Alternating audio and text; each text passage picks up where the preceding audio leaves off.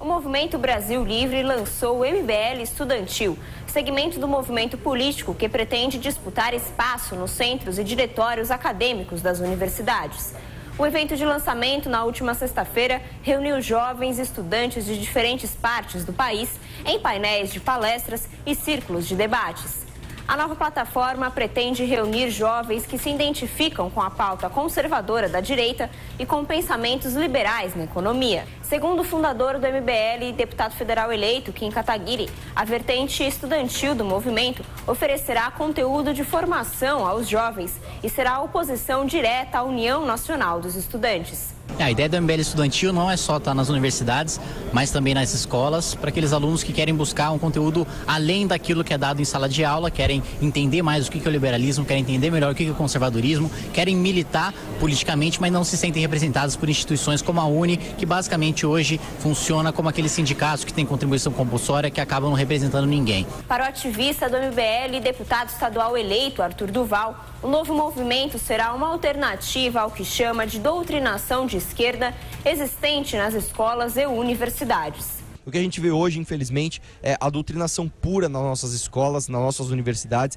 e a gente precisa de uma voz que represente verdadeiramente o interesse público para que os nossos jovens não sejam doutrinados e fiquem somente com a hegemonia da narrativa no poder da esquerda. Já para a presidente da União Nacional dos Estudantes, Mariana Dias, as declarações de líderes do movimento mostram um desconhecimento da vida acadêmica.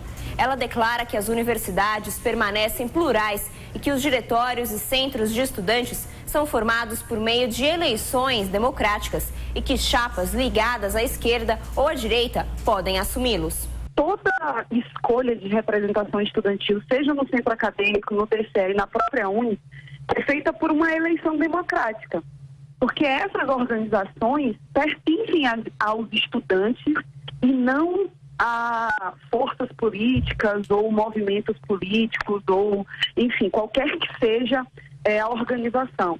A presidente da UNE ainda pontua que propostas do MBL, como a cobrança de mensalidades nas instituições públicas, podem ser um fator de rejeição do movimento dentro das universidades.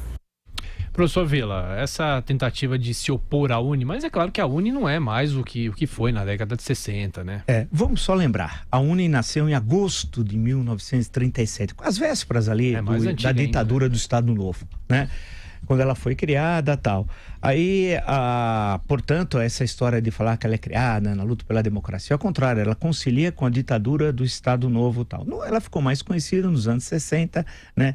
Pouco antes do regime militar e depois, durante a década após 64, tal. Pega aquele período que ela acaba ficando bastante conhecida por estar envolvida nas chamadas, entre aspas, o que se chamava naquele momento de lutas nacionalistas, tal. Né?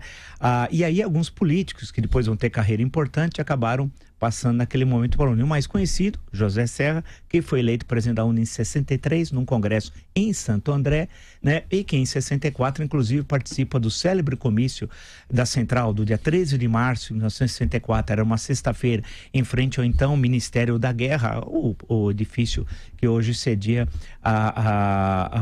sediou o antigo Primeiro Exército, tal, fica ali bem ali do lado da Central do Brasil, no Rio de Janeiro, tal. Aí, a partir dali, temos inclusive agora uma foto, essa foto é de 1979, para ser preciso, que aparece aqui para quem depois quiser nos assistir e tal, no Congresso de Recriação da UNE. Isso foi em Salvador, em 1979, quando houve a recriação da UNE, já ali no início do governo João Batista Figueiredo e tal. A grande questão é que a UNE não tem eleições diretas, as eleições são por Congresso. E, diversamente do que fala a presidente da UNE, que mente, que a UNE é dominada por um partido político, sim, e há décadas. Qual? Partido Comunista do Brasil. O PCdoB transformou a UNE em propriedade privada. E sem eleições diretas, sem a participação da maioria estudantil, foi indo.